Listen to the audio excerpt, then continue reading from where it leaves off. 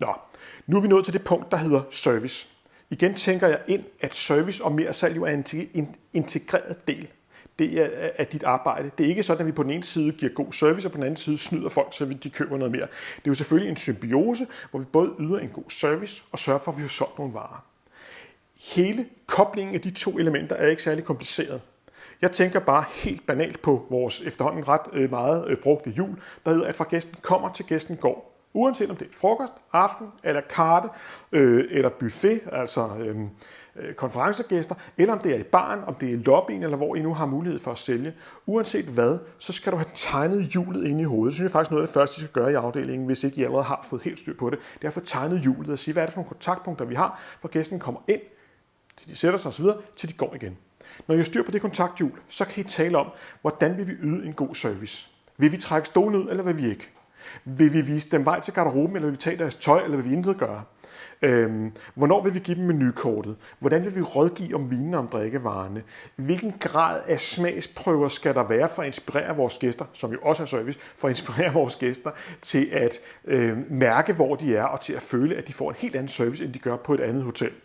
Så hele den her kunderejse, fra de kommer ind til de går, skal I have kortlagt, altså hvad er vores kontaktpunkter, og så videre. Og så tænker jeg, at for hver kontaktpunkt skal I træffe nogle beslutninger. Nogle beslutninger, der hedder, hvilken service vil jeg yde i hvert kontaktpunkt. Vil jeg sige det dem? Vil jeg tage deres overtøj? Vil jeg, når de går på toilettet, skifte deres serviet, hvis man er så avanceret? Hvornår vil jeg komme ned og se, om de har det godt? Der er så jo en refill-mulighed der. Der er også en mulighed for at få at vide, at noget ikke smager, som det skal, så man kan tage det tilbage. Specielt når du har været på mersalget, altså og anbefalet måske pushet en lidt dyre vare, en champagne frem for en cava eller et eller andet, der virkelig koster mange penge, tænker jeg, at det er enormt vigtigt at komme ned til gæsterne hurtigt, også når de selvom de har smagt, lige komme ned og sige, hvad synes jeg om champagnen? Ligesom du vil gøre med maden og sige, hvad synes jeg om Tournesdon? Jeg anbefaler jo sådan og sådan. Hvordan smager det? Fordi tænk nu, hvis de ikke er tilfredse. Tænk nu, vi sidder og tænker, 500 kroner mere, og så god er den heller ikke. Der skal de have lov at sige, hvor der hvad,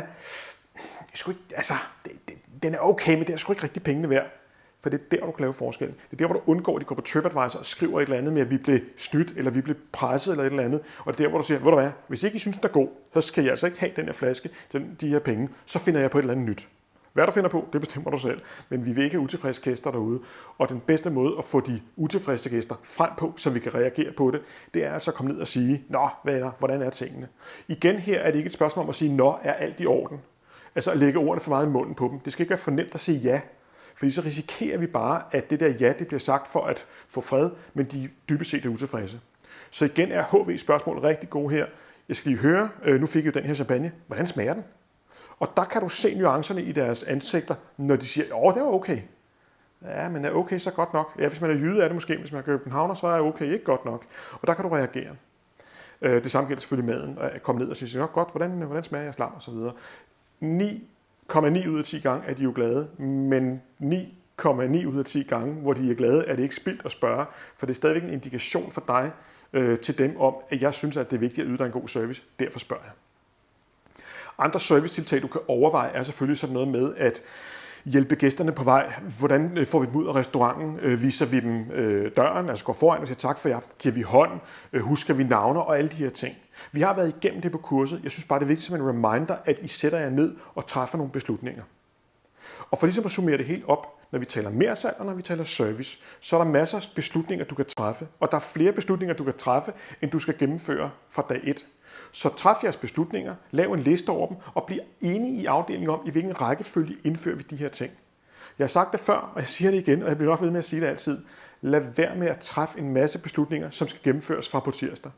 Træf nogle beslutninger, sæt dem i rækkefølge, prioriter dem, og så sig til jer selv, vi tager én ting ad gangen. Det kan være, der går en uge, 2 uger, 3 uger, en måned, og så tager vi en ny ting at indføre. For de nye ting skal indføres i et tempo, der er sjovt for dig, som ikke stresser dig, og som kan aflæses, forstået på den måde, når du har gjort det, skal du have tid og ro til at vurdere, om det virker. Og du skal altså ikke indføre 12 ting, og så blive snart forvirret, og synes, du løber fra Herodes til Pilatus. Ikke Pilatus, vel? Nej, det er sådan noget, man dyrker. Pilatus. Herodes til Pilatus hedder det. Du skal ikke føle, at du løber rundt. Du skal føle, at du løber rundt, og det giver mening. Og det gør du altså bedst ved at dosere tingene stille og roligt. Hele udgangspunktet er jo, at I har en fantastisk hotelkæde. Arp Hansen Hotel Group er en af Danmarks bedste hotelkæder, både på indtjening og på service og på gæstetilfredshed. Så det, I indfører af servicetiltag, er ikke indført, fordi vi skal redde noget, den synkende skude. Det er indført, fordi vi har en god virksomhed, som vi ønsker at gøre endnu bedre. Så tag det bare roligt, men vær ambitiøs alligevel. God fornøjelse. Vi ses til næste modul.